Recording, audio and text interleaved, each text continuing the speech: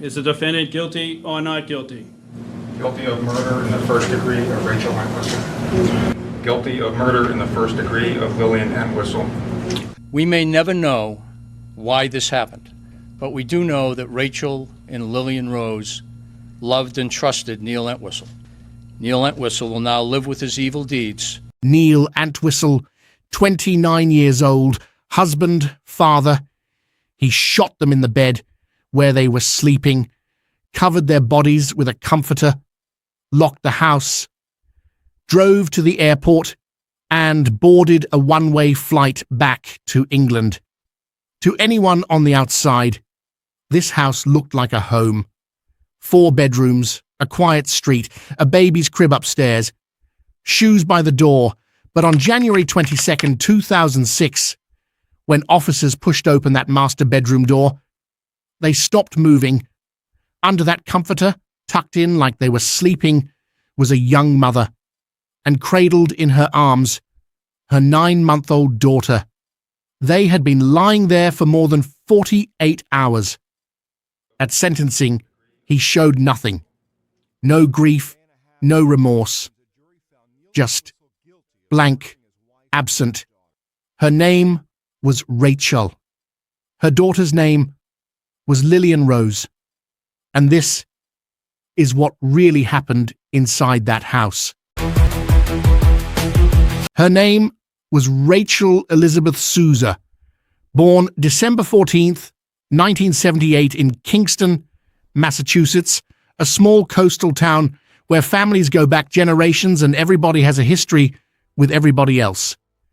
She grew up inside a tight circle, her mother Priscilla, her father Paul, her brother Jerome, and when her mother remarried, a whole new set of step-siblings through her stepdad, Joseph Matarazzo.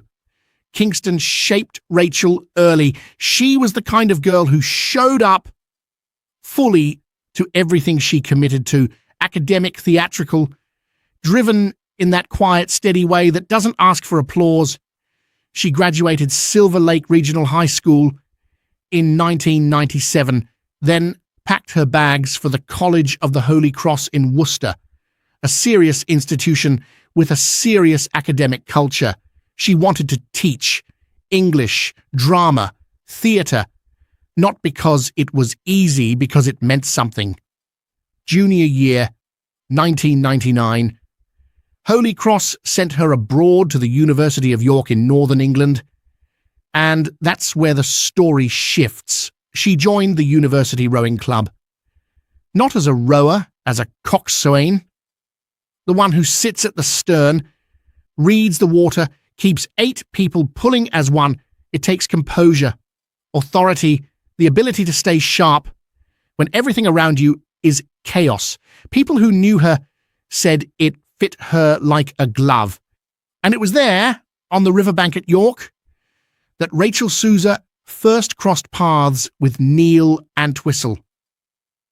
Neil grew up in Worksop, not a glamorous place, a working town near Nottingham with deep roots in the coal industry. His father Clifford worked the mines. His mother Yvonne worked a school canteen. Neil was, by all accounts, the first in his family to go to university at all. He was studying electronic engineering, chasing a master's degree, smart enough to get there, ambitious enough to want more, and in 1999, watching Rachel call the shots from the back of a racing shell, he made his first move. They started dating. By 2000, Rachel's year abroad ended, and she returned to Massachusetts to finish her degree. She graduated Holy Cross in 2001. Then she packed her bags again, not for a new adventure, not for herself. For him, she went straight back to England, enrolled in a teacher training program, got certified, found a job at St. Augustine's Catholic High School in Redditch, teaching English, drama, theatre studies. She built a career in a country that wasn't hers, in a system she had to learn from scratch because she had chosen someone and she committed to that choice. August 23rd, 2003, Rachel Souza became Rachel Entwistle. The wedding was in Plymouth, Massachusetts. They settled in Worcestershire, England. April 2005, their daughter arrived, they named her Lillian Rose. There are photographs from that spring. Rachel holding her baby, that particular kind of wonder that new mothers carry, like the world just rearranged itself and she's still catching up to it. She was 26 years old. She had crossed an ocean, built a career from nothing in a foreign country, started a family, and from every angle visible to everyone around her, she was exactly where she wanted to be. Summer 2005, a decision is made. The family will move to the United States. Rachel wanted to be near her mother. Lillian was only 3 months old. They landed in Carver, Massachusetts, and moved in temporarily with Priscilla and Joseph Matarazzo while they got their footing. That fall, Joseph took his son-in-law to a shooting range twice. Neil paid close attention. On the first trip, Joseph walked him through the mechanics of loading and firing several guns from his personal collection, including a .22 caliber revolver. That detail will matter. By January 2006, Neil and Rachel rented a large 4-bedroom colonial at 6 Cubs Path in Hopkinton, a quiet street, a good neighborhood, about 26 miles outside Boston. Rent $2,700 a month. They had been there exactly 10 days. Rachel was excited. Her mother was coming to visit that weekend. Her best friend, too. She had plans. She called her mum, Priscilla, on the evening of January 19th, 2006. That was the last time anyone ever heard Rachel Entwistle's voice. January 21st, 2006.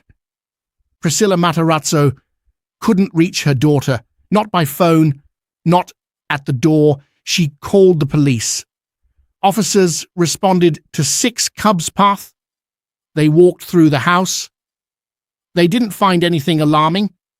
They noted the master bed had rumpled bedding. They left. But the silence kept pulling at Priscilla.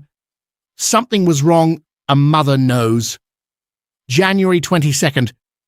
Police returned to the house for the second time in 2 days. This time, one of the officers caught something in the air, a smell that didn't belong. They pushed open the master bedroom door, and under that thick comforter, tucked in, covered carefully, was Rachel, with Lillian in her arms. They had been there since the 20th. While the police had walked through that same house just 1 day before, they were already there, hidden, covered, still. The autopsy told the rest of the story with brutal precision. Rachel Entwistle had been shot once, close range to the forehead.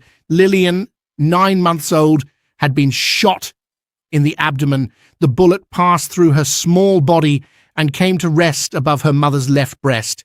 1 bullet, 2 lives, and someone had pulled the comforter up over them both before walking out the door.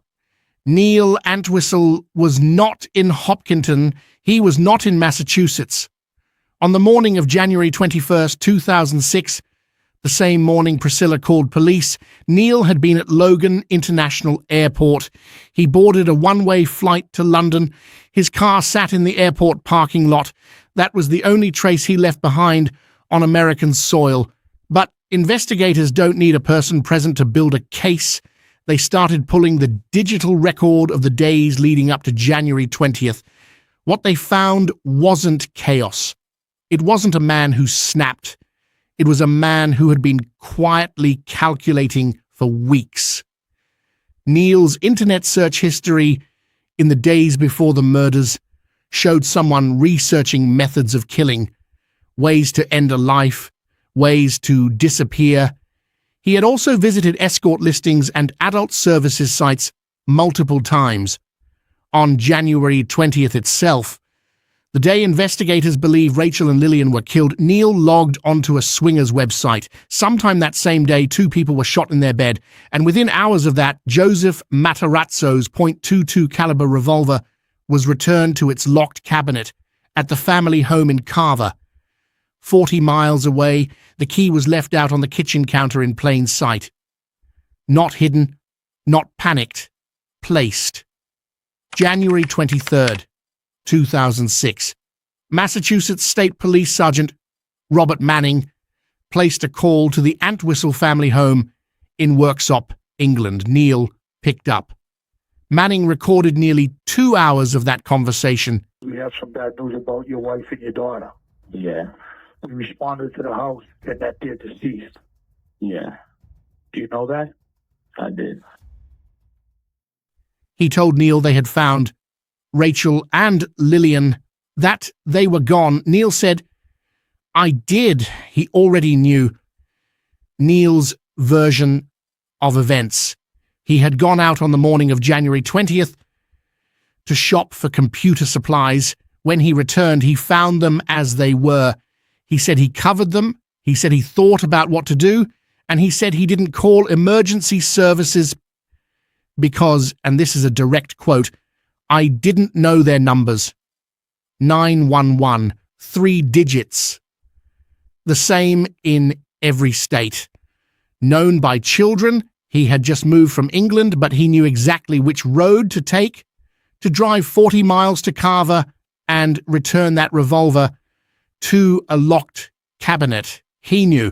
Manning then informed Neil that investigators were treating the deaths as homicides. Neil's response came back in a single word, clearly, calmly. "Okay."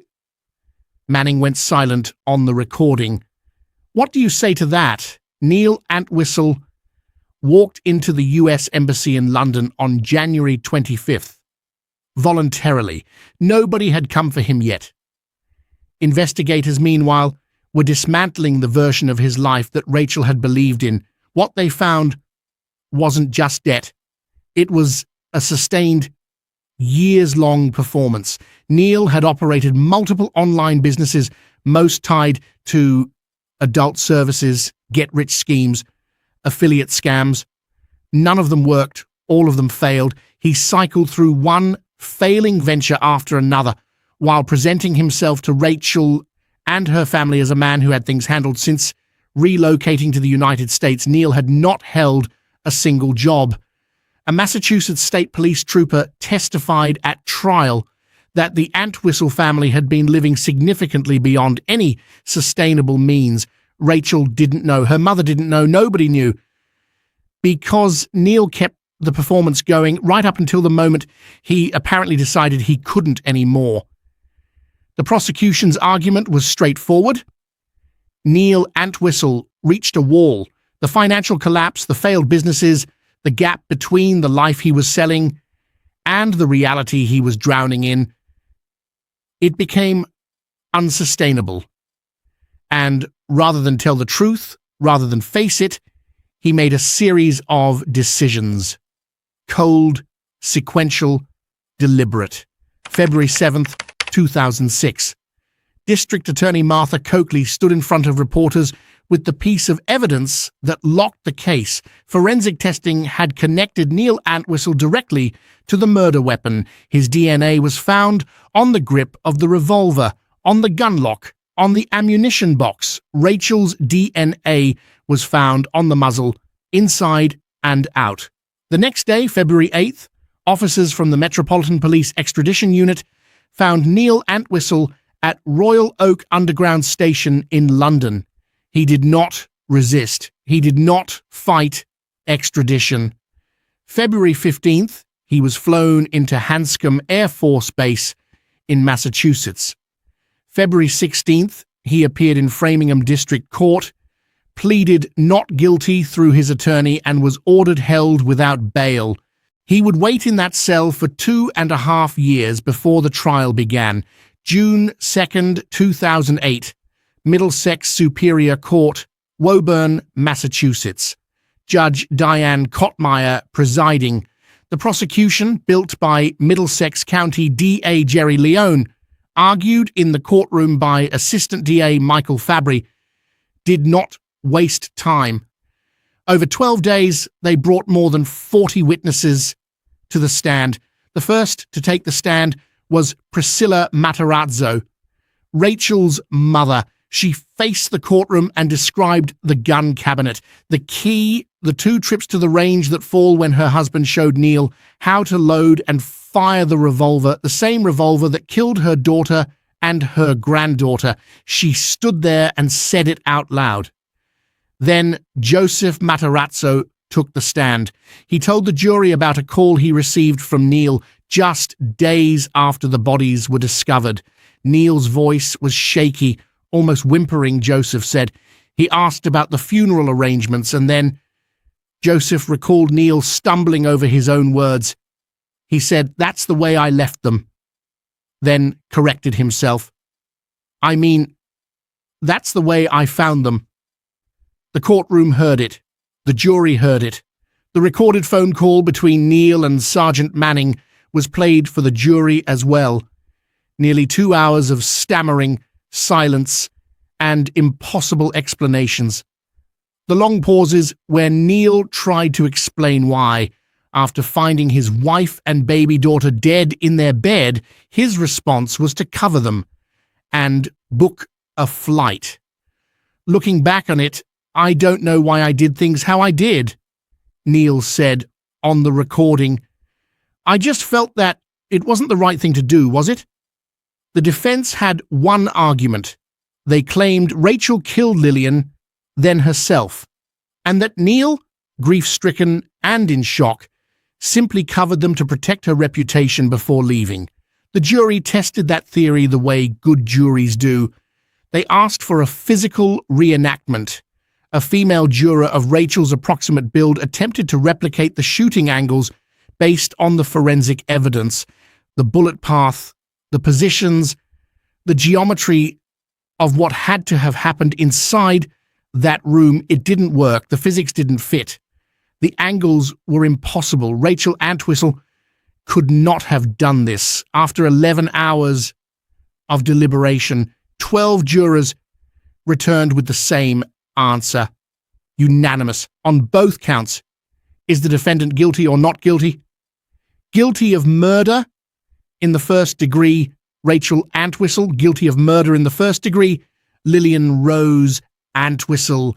Neil Entwistle stood there and showed nothing, no reaction, no collapse, no grief, no shock, the same blankness he had worn through the entire trial. At sentencing, Rachel's family faced him and spoke. "Our dreams as parents and grandparents have been shattered by the shameful, selfish act of one person, Neil Entwistle." Judge Kottmeyer delivered her sentence. Life in prison, no possibility of parole.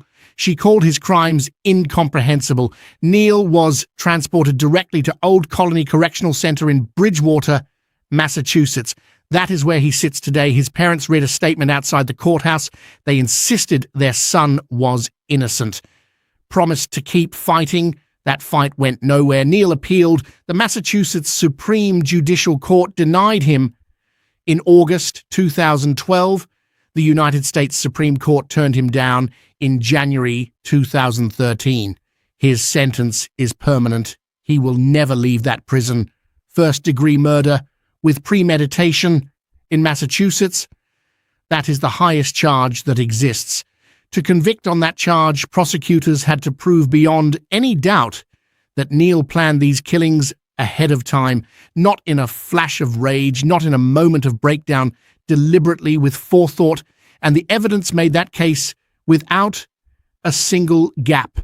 The internet searches in the days leading up to January 20th, researching methods of killing, escort services, ways to disappear, showed where his mind had been going long before that morning. The 40-mile drive to Carver to return the revolver to a locked cabinet. That is not the action of someone in shock. That is someone thinking about what investigators will find and when. The one-way ticket to London, purchased before anyone even knew to look for Rachel, showed a man who had already decided on his exit before the act itself. And this was not a man who lost control. This was a man who chose every step in sequence on a timeline he set himself. Here is what I want you to sit with before we close. Because the way cases like this get covered, the British husband, the mystery, the forensics, the verdict, it can strip the person at the center of their actual story. Rachel Entwistle was not a victim from the beginning. She was a woman who moved across an ocean at 20 years old for a year of her education, who went back to England by her own choice after earning her degree because she had committed to someone, who built a teaching career from scratch in a country that wasn't hers, at a school where she had to earn every inch of trust, and who stayed there for 3 years, investing genuinely in the students